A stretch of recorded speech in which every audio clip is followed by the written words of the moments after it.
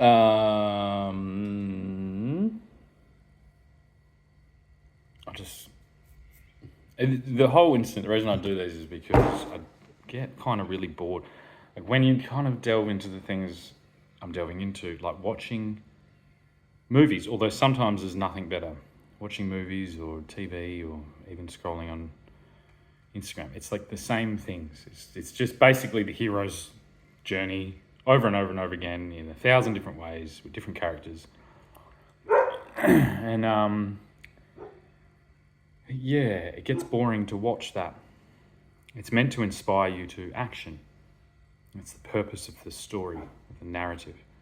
It always has been and always will be, despite it being attacked by those who would rather be watching Netflix.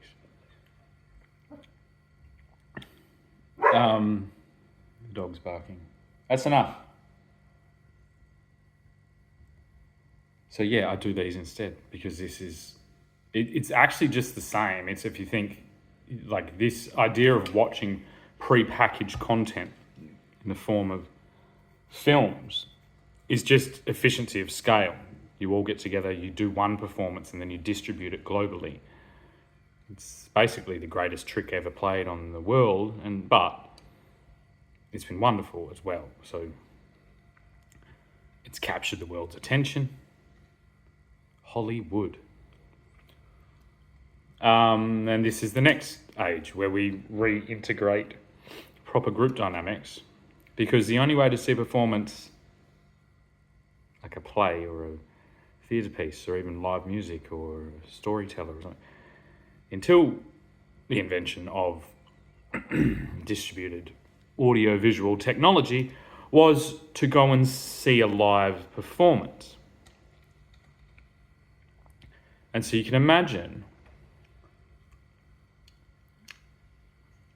I could distribute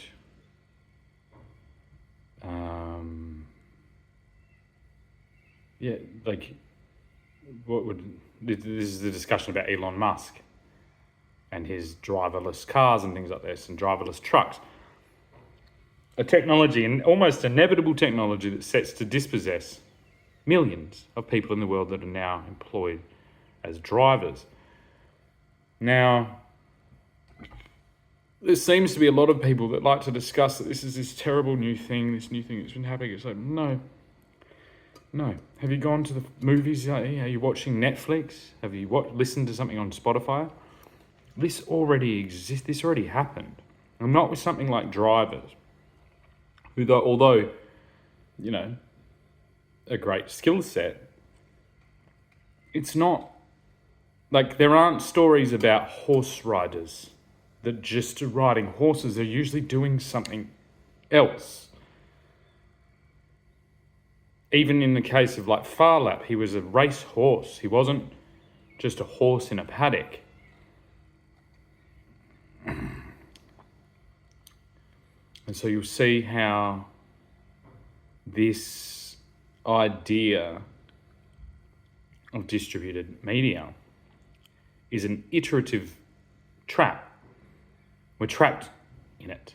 And most of you haven't educated yourself enough in then it's actually not even that far into the past of that world, and then visual, and then extrapolate out that reality that, well, in replace of us watching Netflix, there were millions of performers, musicians, storytellers, poets, lecturers, philosophers, the proving ground of democracy.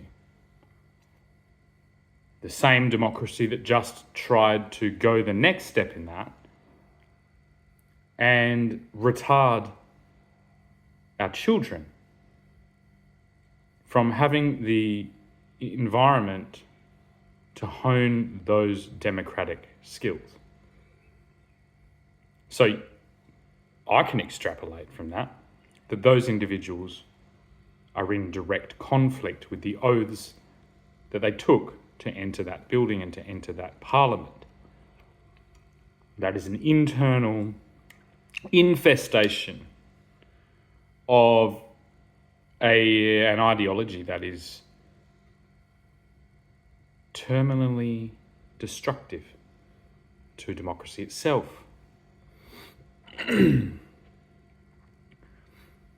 this exists because of this short, myopic view on history.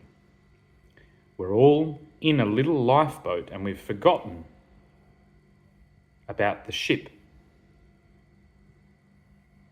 Like that movie, Life of Pi, which is a fictitious story of a hero's journey that is dramatized and fictionalized and anthropomorphized because of the horrific nature of the actual situation on that boat. That's why it's a brilliant film. It's why it won awards all across the world.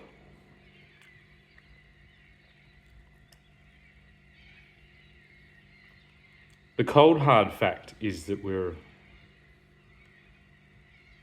all stranded on our own little lifeboat. And we're consuming the extremely concentrated views of a very few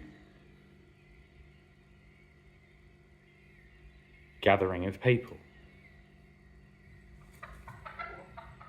that have decided that they would like us to remain in these cell phones.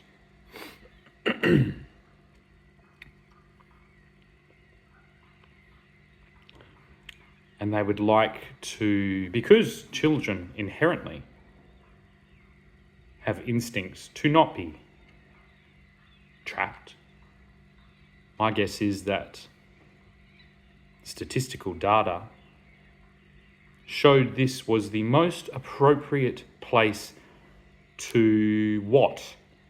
Defend against democracy into the future by retarding our children.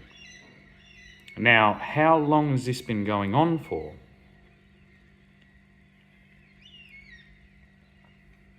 Because I sure as hell know that that's not how this business started. It started with imagination, with creativity. For all of you bagging out Disney and particularly Walt Disney, why don't you go and do some fucking research and find out the absolute mammoth technological and organizational feats that man did to bring not cartoons, but moving artwork, moving masterpieces of philosophy, psychology, human history, interaction, narrative, voice actors, music. Why isn't Snow White hanging in the Louvre? I wonder. With the collective hands that made that possible noted below, underneath the captain of that ship, Walt Disney. Well, because somebody figured out that this thing is better used as a tool of war, as a propaganda tool. And slowly, step by step by step, they destroyed thousands of years of verbally transmuted or transponded history and stability and artwork and poetry and all the beautiful things in life that Winston Churchill himself said. I think it was Winston Churchill said, if we don't have these things, why are we fighting? To strip it into this fucking sexually obsessed, degenerative fucking cult that has just been destroyed.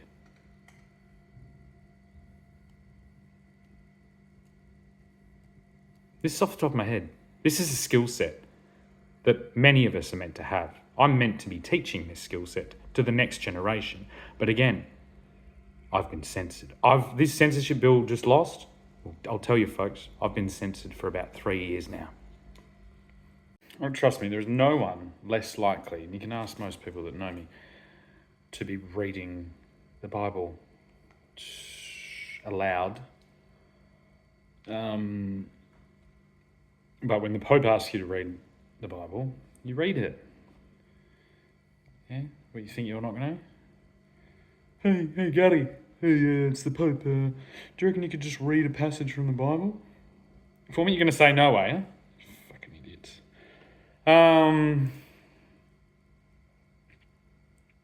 This is Numbers 31. The Midianites spoiled. Heard it then, her vows shall stand, and her bonds wherewith she bound her soul shall stand. But if her husband disallowed her on the day that he heard it, then he shall make her vow which she vowed, and that which she uttered with her lips, wherewith she bound her soul, of none effect, and the Lord shall forgive her. But every vow of a widow, and of her that is divorced, wherewith they have bound their souls, shall stand against her. And if she vowed in her husband's house, or bound her soul by a bond with an oath, and her husband heard it, and held his peace at her, and disallowed her not, then all her vows shall stand, and every bond wherewith she bound her soul shall stand. But if her husband hath utterly made them void on the day he heard them, then whatsoever proceeded out of her lips concerning her vows or concerning the bond of her soul shall not stand. Her husband hath made them void, and the Lord shall forgive her. Every vow and every binding oath to afflict the soul, her husband may establish it, or her husband may make it void. But if her husband altogether hold his peace her from day to day, then he establisheth all her vows, or all her bonds which are upon her. He confirmeth them, because he held his peace at her in the day that he heard them. But if he shall anyways make them void after that he hath heard them, then he shall bear her iniquity.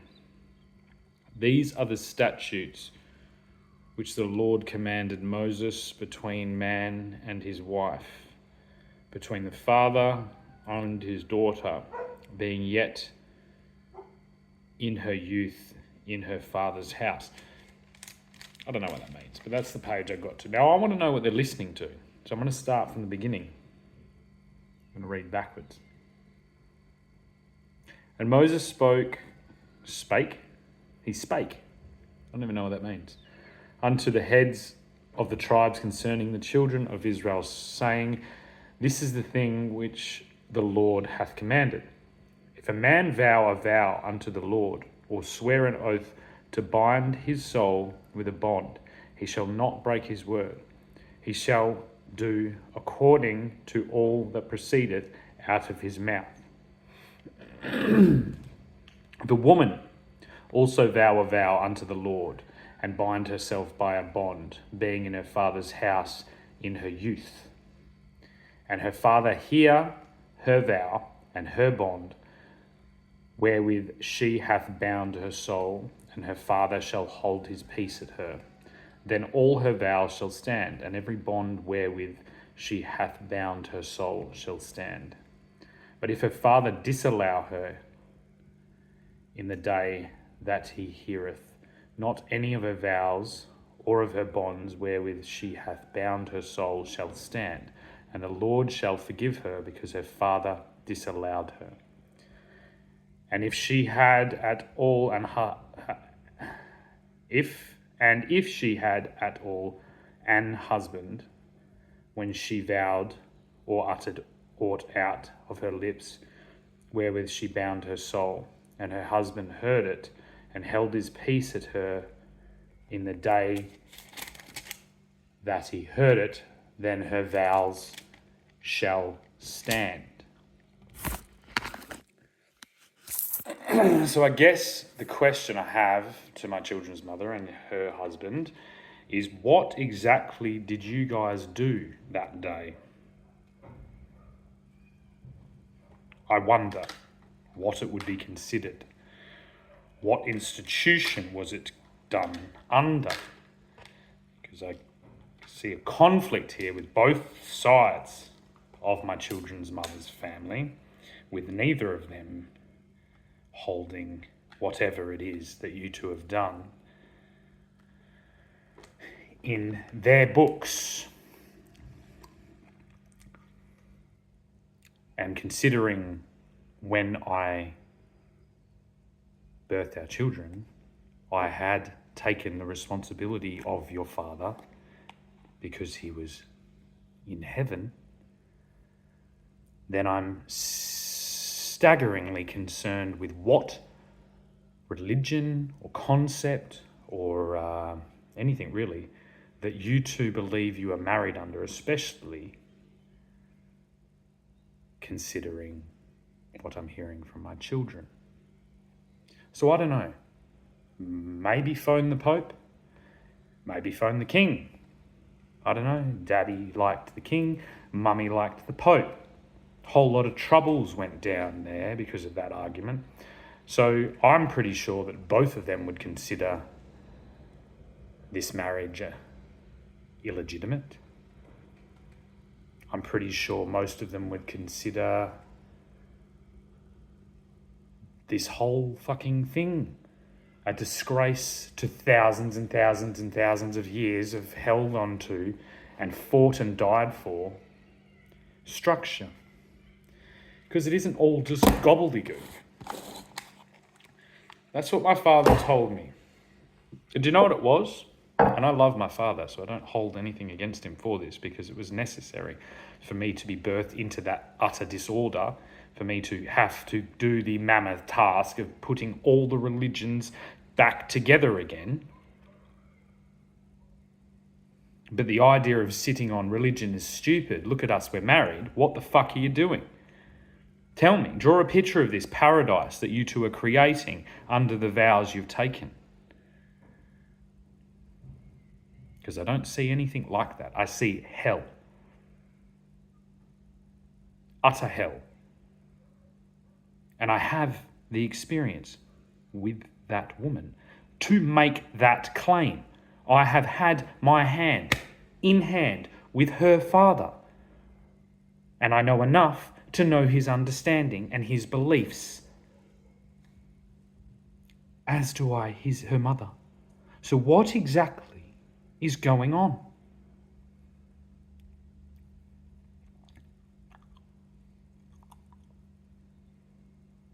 This is, unfortunately, the story. Unless you want to write the B&J book of love and distribute it globally, and then maybe we have a vote. I don't know. But it doesn't seem like it's worked out very well. And it hasn't worked out well because it didn't even go through the necessary steps. The reason I took so long and the reason I didn't follow through with my engagement was because of my right to. I have a right to not marry someone who I think is unfit for that purpose. So there was a period of probation that was never taken away. I had it thrown back in my face and then run off to, and then the commitment I made to that family thrown back in my face in the ultimate way. So what exactly is going on? Do we want to start another conflict like we've seen in Ireland for the last 50 years? Or can we figure this out like civilized human beings?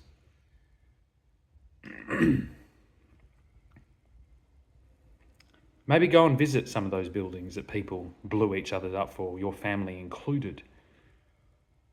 Go to both. and let me know when you've decided. Alrighty, I guess this is going to be like a half an hour episode, a bit like The Simpsons, I guess. Like The Simpsons, if The Simpsons was just a guy sitting in his kitchen reading the Bible, which I think that's pretty much what The Simpsons are. I'll put the Super Dad cup there because that's like a little hint to God, who's like my super dad. And he told me to do another reading, so I'm going to read again from the Bible. Hoggledy poggledy dibbity dibbity bobbity boo.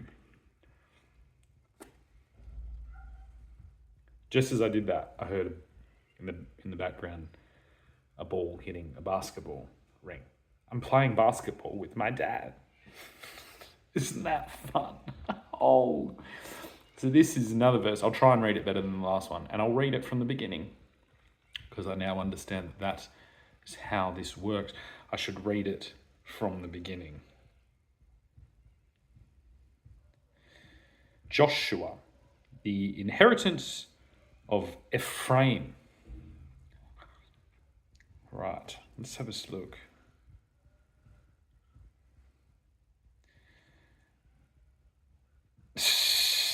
This is way harder than it seems.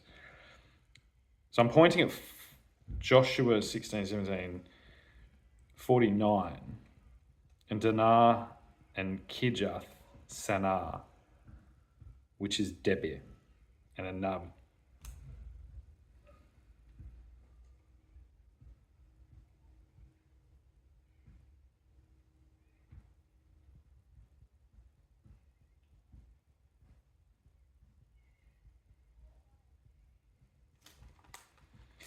You'll have to excuse me, I'm trying to get...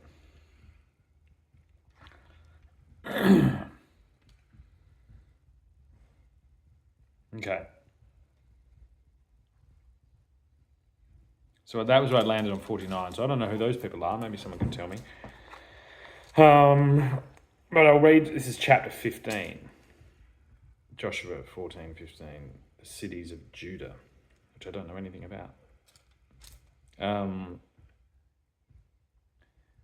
This then was the lot of the tribe of the children of Judah by their families, even to the border of Edom, the wilderness of Zin. Southward was the uttermost part of the south coast, and their south border was from the shore of the Salt Sea, from the bay that looketh southward, and it went out to the south side to Maleh Akribim, and passed along to Zin, and ascended up on the south side unto Kadesh Barnea, and passed along to Hezron, and went up to Adar, and fetched a compass to Karkar. From thence it passed towards Asmon, and went out unto the river of Egypt, and the goings out of that coast were at the sea. This shall be your south coast. And the east border was the Salt Sea, even unto the end of Jordan. And their border in the north quarter was from the bay of the sea at the uttermost part of Jordan, and the border went up to Beth Hoglah, and passed along by the north of Beth Arabah, and the border went up to the stone of Bohan, the son of Reuben, and the border went up towards Debir from the valley of Achor,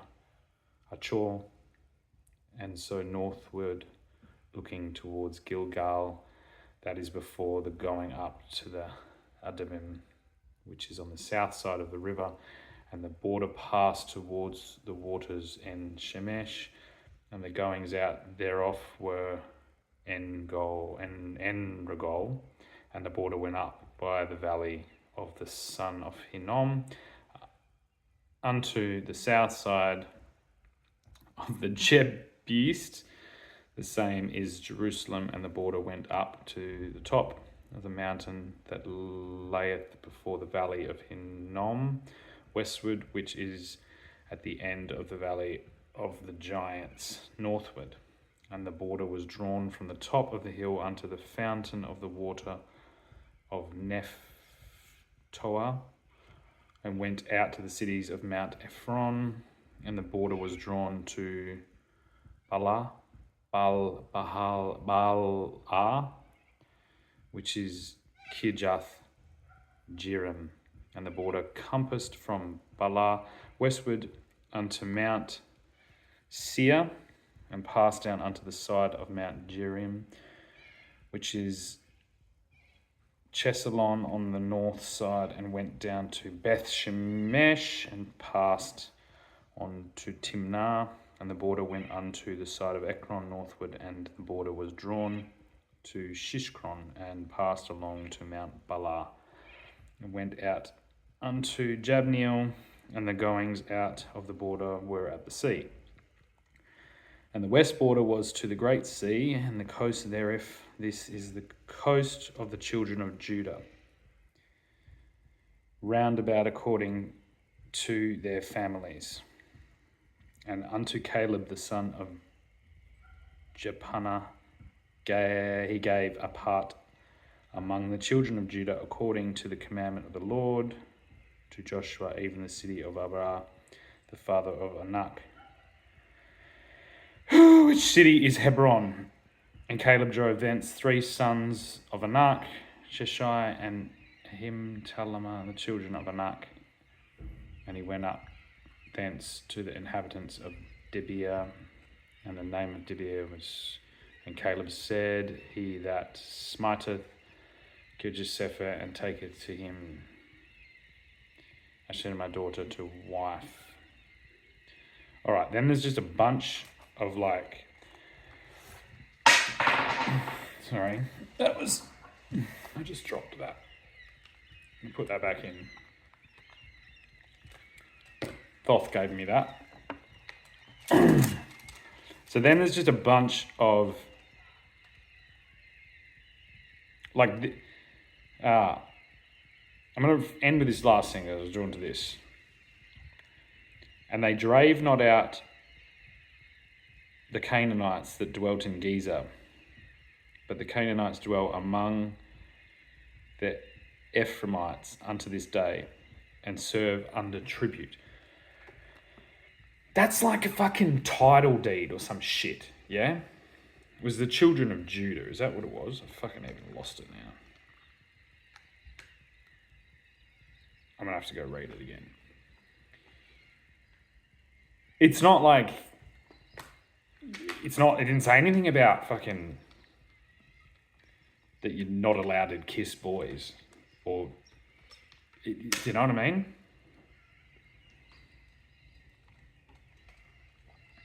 This is the law. This is the law.